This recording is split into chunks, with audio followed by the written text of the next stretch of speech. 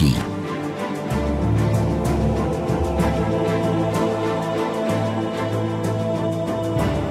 Өдөр бүрийнхээ бодол санаагаар өөрийнхөө амьдралыг бүтээн. Өдөр бүрийнхээ хандлагаар өөрийнхөө ирээдүйг бүтээн. Яг энэ цаг мөчид би ч бас амьдралаа бүтээж байна. Би энэ хорвоод ямар нэгэн утга учиртай гэрсэн.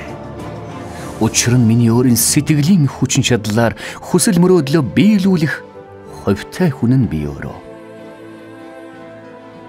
Миний амжилт, миний алдаа онооны аль аль нь авьяас чадвар, эрд зориг, дотоод чадварынхаа тухайд юу бодож хэрхэн үнэлж явдаг тэр санаа бодлын минь үр дүн.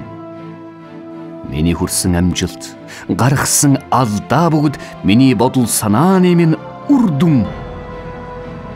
Өөрийн минь ур чадвар, ухаан мэдлэгээ дорд үдснээс болж цогцлон босгох ёстой ирээдүй минь улам бүрхэг болдог юм.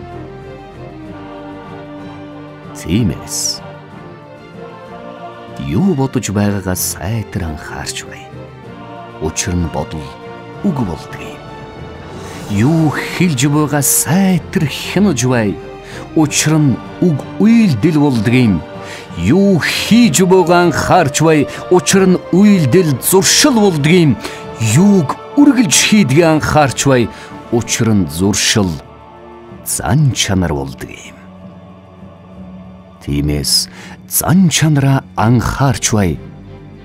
Зан чанар өөрөө миний хувь тавилан болдог юм.